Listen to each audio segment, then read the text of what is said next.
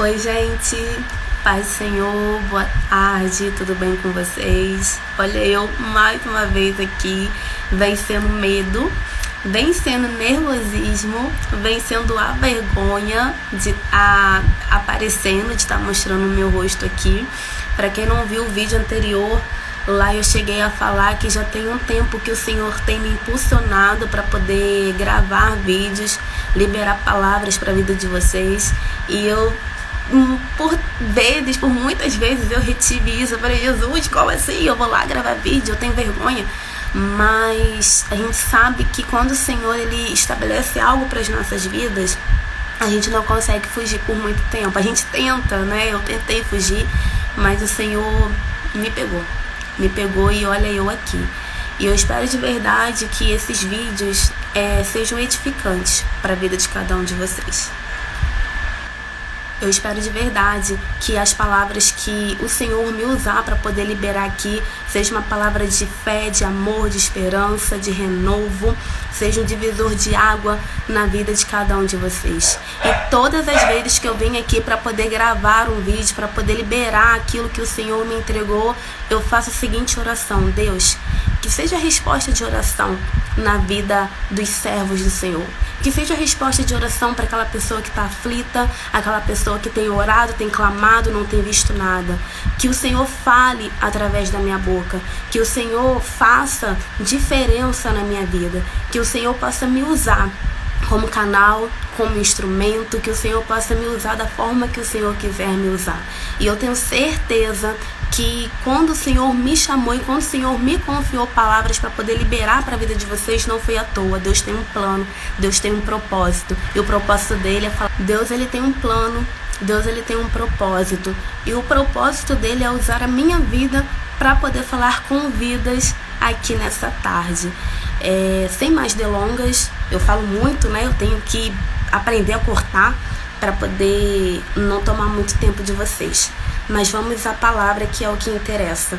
Carta de Paulo aos Efésios, capítulo de número 6, verso 10 em diante. Vamos falar da armadura de Deus. Fala assim: finalmente, fortaleçam no Senhor e no seu forte poder. Vistam toda a armadura de Deus, para poderem ficarem firmes contra as ciladas do diabo.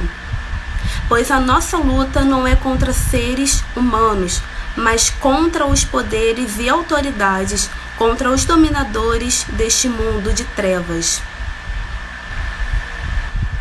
Ainda no verso 12.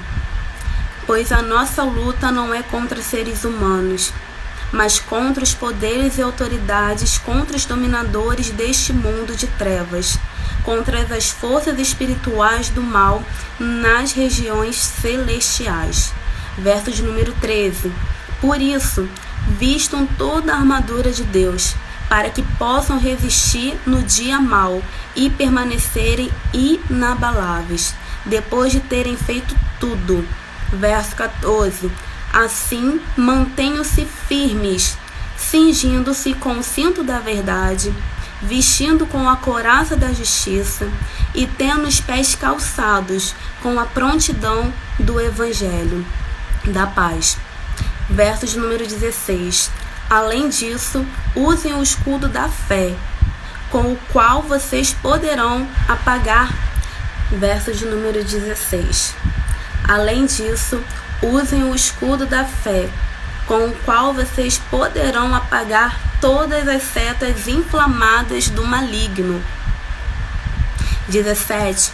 Usem o capacete da salvação e a espada do Espírito, que é a palavra de Deus. Verso 18, somente até aqui. Orem no Espírito em todas as ocasiões, com toda oração e súplica, e tendo isso em mente, estejam atentos e perseverem na oração por todos os santos. Mais uma vez, verso 18. Orem no Espírito em todas as ocasiões, com toda oração e súplica, e tendo isso em mente, estejam atentos e perseverem na oração Efésios capítulo de número 6, a partir do verso 10 em diante, nós lemos até o 18, vai falar sobre a armadura de Deus. Quem usa a armadura? Guerreiro. E guerreiro que está em guerra, guerreiro que está à frente de uma batalha, guerreiro que está sofrendo perseguição, guerreiro que está na prova, guerreiro que está enfrentando uma luta travada. E é sobre luta, é sobre provação, é sobre a adversidade que o Senhor me trouxe aqui hoje para poder falar. Tem momentos na nossa vida que as coisas estão tão difíceis que a gente pergunta assim, será que essa luta ela não vai acabar? Quantos de nós já nos perguntamos isso? Quantos de nós chegamos para Deus em pranto, em lágrimas e falamos, Senhor, o Senhor não está vendo, Deus eu não aguento, Deus eu não suporto, Deus está difícil.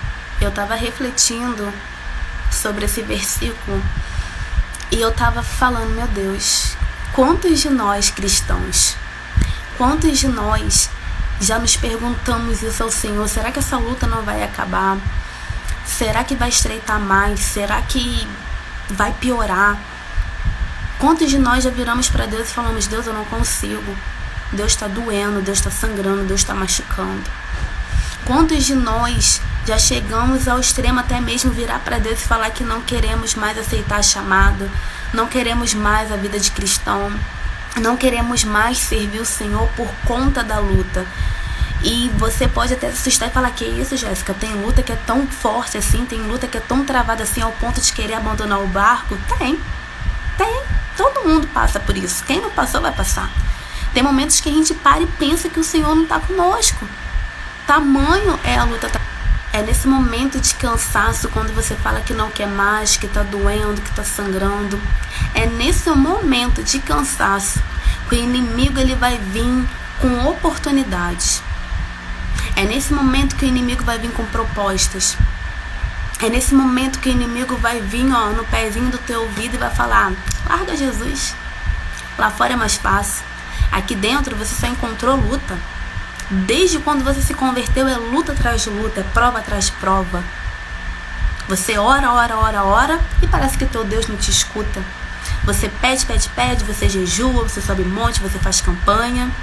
Que Deus é esse que não te escuta?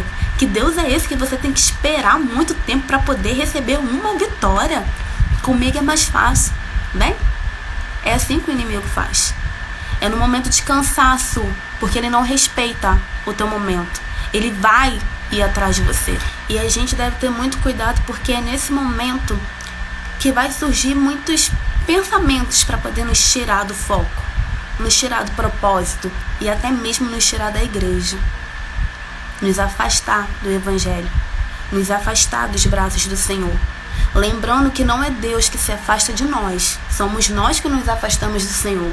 Jéssica, como que a gente se afasta do Senhor? Quando a gente tem dúvida, quando a gente acha que a promessa não vai se cumprir, quando a gente acha que estamos esperando demais, lembrando que o nosso tempo não é o tempo de Deus. A palavra do Senhor vai dizer isso. O nosso tempo não é o tempo de Deus. No momento em que o inimigo lança uma palavra através da vida de alguém, fala que você está demorando muito, está perdendo tempo dentro da casa de Deus, e você pega aquela palavra para você guarda aquela palavra. Tudo isso nos afasta de Deus, tudo isso. Mas fique em paz, porque você não passará por desertos que não sejam permitidos por Deus. Em todos os desertos da tua vida o Senhor estará lá. E não se preocupe também, porque eu aprendi isso com Jesus. Jesus não dá um fardo pesado sem que a gente não possa carregar.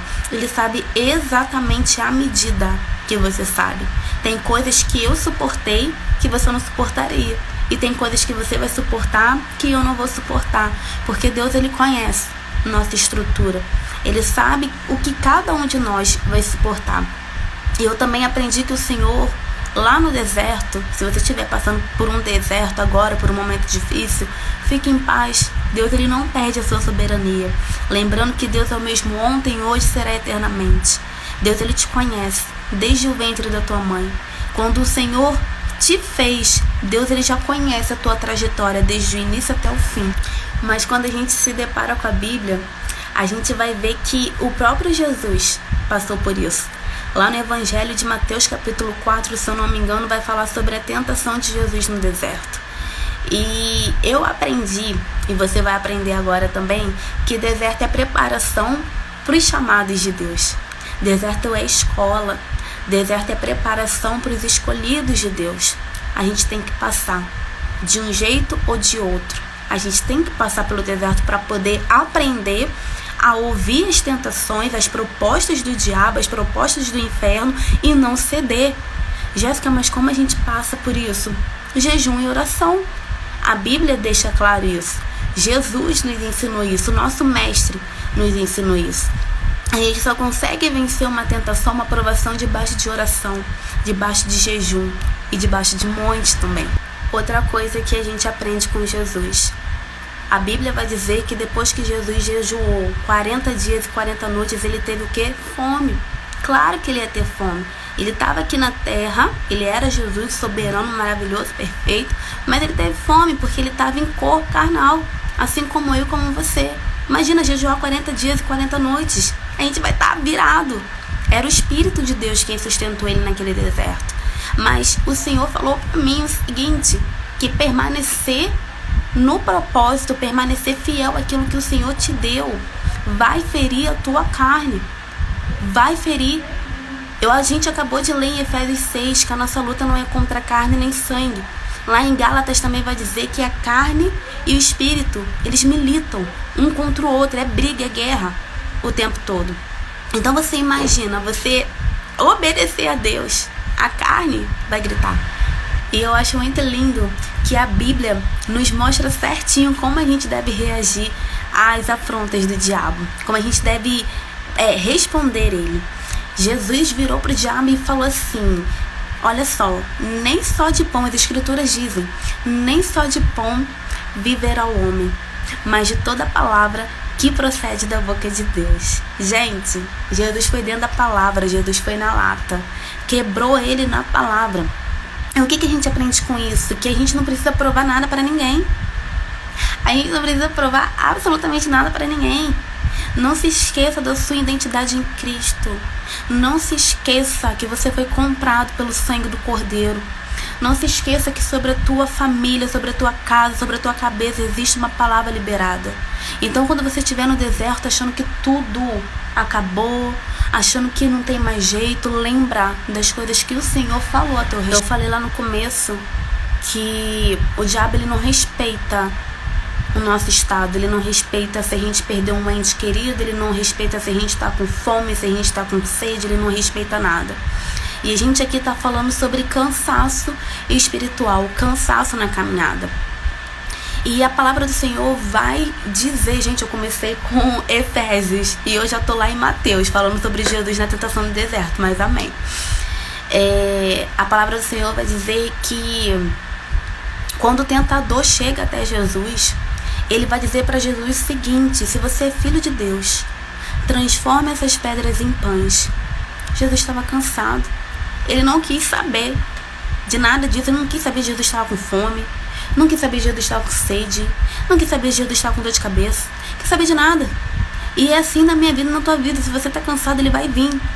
E você tem que ter cuidado com isso. E você tem que ter cuidado com isso porque as maiores lutas virão quando você estiver cansado. As maiores lutas virão quando você estiver cansado. E é nesse momento que a gente tem que redobrar a nossa atenção. É nesse momento que a gente tem que nos vestir com a armadura de Deus, como a gente leu lá no começo. É nesse momento que a gente tem que pedir muito a Deus, orar muito a Deus por discernimento, porque existem coisas que vai se aproximar da gente e a gente vai achar, é de Deus, é da parte de Deus, e não é. Porque o diabo ele se transforma em anjo de luz. Hoje eu tenho habilitação pelo céu para poder falar isso para a tua vida, porque aconteceu comigo. Aconteceu comigo. Do diabo vir como um sapatinho de algodão, com um sapatinho de algodão, e eu achar que era de Deus e falar, meu Deus, é o Senhor que está no negócio. Não era. Era o diabo. Então orem pedindo discernimento no momento que vocês estiverem no deserto. E eu tenho uma notícia para dar para você que está no deserto. Da forma que você entrou, você não vai sair. Porque no deserto Deus ele faz uma transformação, é uma lapidação. É como se fosse um processo. É como se fosse a borboleta saindo do casulo. Vai ser uma transformação que Deus vai fazer na tua vida. Não chora. Eu sei que é difícil. Eu sei que dói. Eu sei que sangra. Eu sei que aperta. Eu sei que o calor da fornalha aumenta mais de 1000 graus. Mas o Senhor está com você. Assim como Ele esteve comigo, Ele vai estar com você. Assim como o Espírito Santo de Deus acompanhou Jesus naquele deserto, Ele vai estar com você. Jesus não te abandonou. Jesus não te deixou de lado. Às vezes o Senhor fica em silêncio, mas Ele trabalha em silêncio. Na minha vida o Senhor fez assim. E para encerrar, eu quero dizer para vocês o seguinte: descansem em Deus. Busquem a Deus com toda a força, com todo o ânimo, com todo o vigor que vocês têm. Use esse momento difícil de adversidade para mostrar para Deus o quão forte vocês são nele. Jéssica, eu não tenho mais força. Acabou tudo? Acabou não. Tem reserva aí dentro. Tem um restinho aí dentro. Nem que seja uma gotinha. Ainda que não seja gotinha, que só passa no dedo, mas tem óleo aí dentro. Mostra para Deus que Ele não errou quando apontou para você. Mostra para Deus que você confia nele. É o momento de você mostrar para Deus o tamanho da tua fé no deserto. Se o diabo vier, repreenda o nome de Jesus. Você tem autoridade por Deus. Deus estabeleceu autoridade na tua mão. Não tenha medo do diabo, não. É o diabo que tem que ter medo de você. É o diabo que tem que ter medo daquilo que Deus confiou. Você vai ver, quando o tempo chegar, Deus vai honrar você e vai trocar o choro por um hino de vitória. Vai sobrar motivos pra você dar glória, glória.